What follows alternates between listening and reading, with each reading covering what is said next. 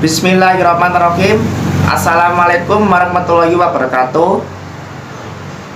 Perkenalkan, nama saya Muhammad Bayaki Fali Khairwan dengan NIM 08. Saya Azrian Syafadil Akbar dengan NIM 051. Kami dari kelompok 18 akan membahas tentang spiral keheningan atau spiral of silence.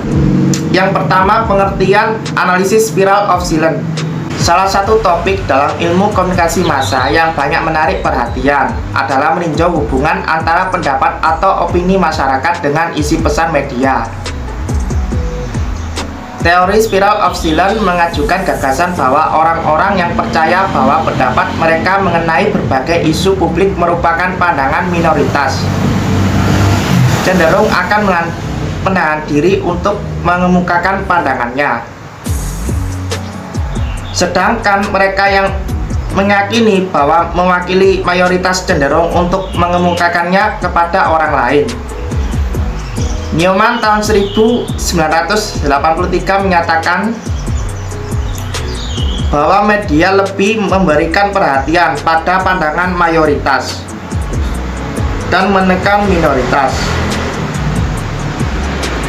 Mereka yang berada di pihak akan cenderung kurang tegas dalam mengemukakan pandangannya, dan hal ini akan mendorong terjadinya spiral komunikasi yang menuju ke bawah.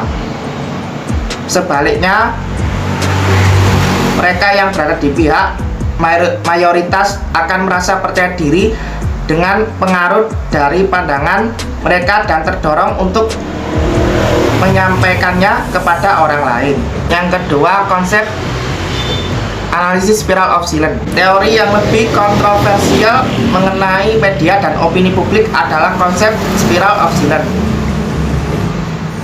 Konsep ini dapat dilihat sebagai bentuk agenda setting, tetapi berfokus pada dampak di level makro daripada mikro.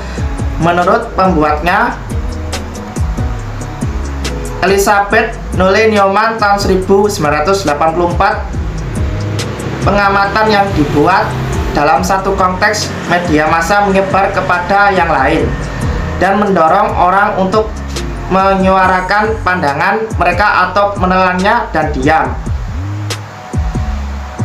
hingga dalam sebuah proses yang spiral, satu pandangan dianggap mendominasi ranah publik sementara yang lain hilang dari kesadaran publik dan para pendukungnya tidak bersuara lagi. Hal inilah proses yang disebut spiral of silence. Yang ketiga, efek analisis spiral of silence. Noelle Neumann tahun 1973 berpendapat bahwa perspektifnya adalah kembali kepada konsep media massa yang kuat. Ia percaya bahwa perspektif terbatas adalah keliru dalam pernyataannya, bahwa persepsi selektif membatasi media untuk menguatkan efek bahwa orang-orang menafsirkan pesan media berdasarkan sikap dan keyakinan yang sudah dimiliki sebelumnya, sehingga hasilnya adalah penguatan terhadap sikap dan kepercayaan tersebut. Menurut Noelle Neumann, hal ini tidak benar karena jika melihat hubungan antara persepsi selektif dengan efek media massa, maka seseorang dapat memberikan hipotesis bahwa semakin bertambahnya seleksi, penguatan terhadap prinsip akan semakin lemah. Dengan perkataannya lain,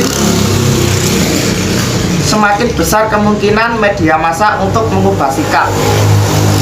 Charles Salmon dan Gerald Klein tahun 1985 menulis bahwa efek yang dijelaskan oleh spiral of silence ini dapat dengan mudah dipahami sebagai produk efek yang populer. Semua orang ingin bergabung dengan pemenang sebagai proyeksi kecenderungan alamiah seseorang untuk menggunakan pendapat mereka sendiri untuk membentuk persepsi dan iklim opini mayoritas di lingkungan mereka. Yang keempat, pengertian opini publik. Menurut William Alvin Santoso tahun 1990, opini publik adalah jumlah dari pendapat individu yang diperoleh melalui perdebatan. Dan opini publik merupakan hasil interaksi antar individu dalam suatu publik. Emory Bogardus dalam The Making of Public Opinion mengatakan opini publik adalah hasil pengintegrasian pendapat berdasarkan diskusi yang dilakukan di dalam masyarakat yang demokratis.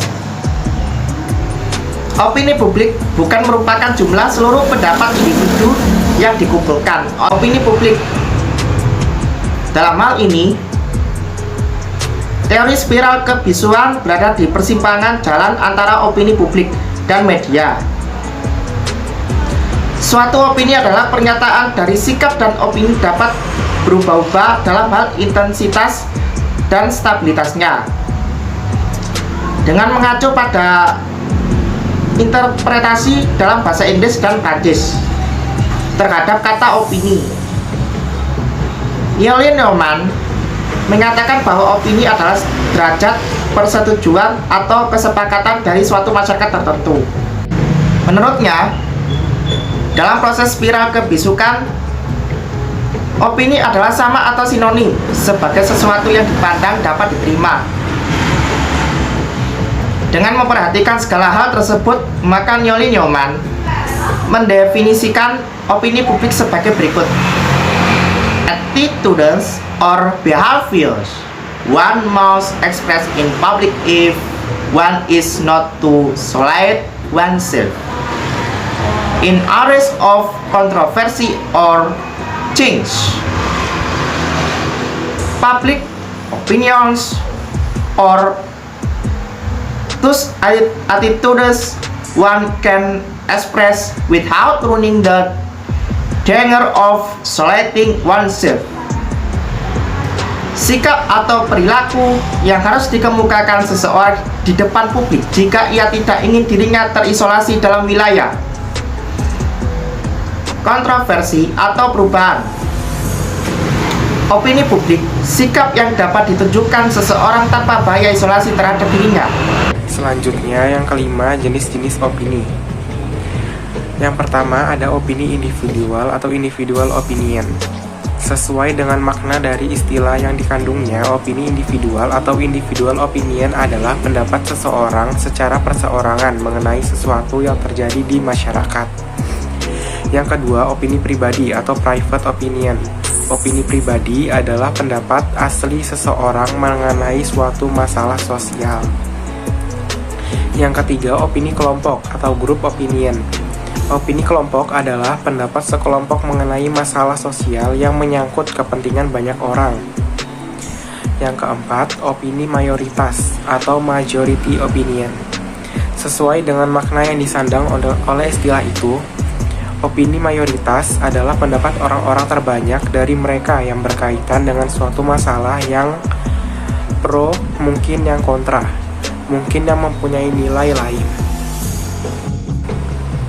Yang kelima, opini minoritas atau minority opinion. Opini minoritas adalah kebalikan dari opini mayoritas. Opini minoritas adalah pendapat orang-orang yang relatif jumlahnya sedikit dibandingkan dengan jumlah mereka yang terkait dengan suatu masalah sosial. Yang keenam, opini massa atau mass opinion. Opini massa merupakan tahap kelanjutan dari opini publik seperti dikatakan di atas. Opini publik adalah pendapat sejumlah orang yang bersifat kontroversial atau mengandung pertentangan sebagai hasil pergunjingan terbuka mengenai masalah yang menyangkut kepentingan umum. Pendapat yang berbeda itu kemudian berkembang menjadi pendapat yang sama, apakah seluruhnya pro atau seluruhnya kontra. Dengan demikian, opini publik itu menjadi opini massa. Opini yang bersifat massa ini itu bisa beralih bentuk menjadi tindakan fisik, sering tindakan yang bersifat destruktif. Yang terakhir ada opini umum atau general opinion. Opini umum adalah pendapat yang sama dari semua orang dalam suatu masyarakat mengenai masalah yang menyangkut kepentingan umum. 6. Faktor pemicu munculnya opini. Bernard Hennessy 1990 dalam buku Pendapat Umum mengemukakan 5 faktor munculnya pendapat umum atau opini publik. Yang pertama ada isu atau preference of an issue. Harus terdapat konsensus yang sesungguhnya. Opini publik berkumpul di sekitar isu tertentu. Yang kedua, ciri publik atau nature of public. Harus ada kelompok yang dikenal dan berkepentingan dengan persoalan itu. Yang ketiga, pilihan yang sulit atau complex of preference. Faktor ini mengacu ke totalitas opini para anggota masyarakat tentang suatu isu. Yang keempat, pernyataan opini atau expression of opinion. Berbagi pernyataan bertumpuk di sekitar isu tertentu. Pernyataan biasanya disampaikan melalui kata-kata yang diucapkan atau dicetak, dan sewaktu-waktu melalui gerak-gerik, kepala tinju, lambaian tangan, dan tarikan nafas panjang. Yang terakhir, jumlah orang yang terlihat atau number of person involved. Opini publik mensyaratkan besarnya atau size masyarakat yang menaruh perhatian terhadap isu tertentu. 7 ciri-ciri opini. Astrid 1975 menyatakan opini publik bersifat umum dan disampaikan oleh kelompok atau sosial secara kolektif dan tidak permanen. Istilah publik mengadu ke kelompok manusia yang berkumpul secara spontan dengan syarat-syarat sebagai berikut. Yang pertama, menghadapi persoalan tertentu. Yang kedua, berbeda opini mengenai persoalan tertentu dan berusaha mengatasinya. Yang terakhir atau yang ketiga, mencari jalan keluar melalui diskusi. 8. Proses pembentukan opini. Proses pembentukan opini dalam setiap kasus mungkin cepat, lambat, atau ditangguhkan. Faktor-faktor tertentu membatasi dan memengaruhi sejumlah fakta, pengalaman, dan penilaian yang menjadi dasar perumusan opini. Ada kemungkinan terjadi sejumlah kombinasi antar faktor yang berakhir dengan berbagai intensitas dan berbagai macam hasil. Ada sejumlah faktor yang menguatkan kesamaan opini, tetapi ada sejumlah faktor lain yang menguatkan keanekaragaman opini. Sekian dari kelompok kami, kurang lebihnya mohon dimaafkan. Wassalamualaikum warahmatullahi wabarakatuh.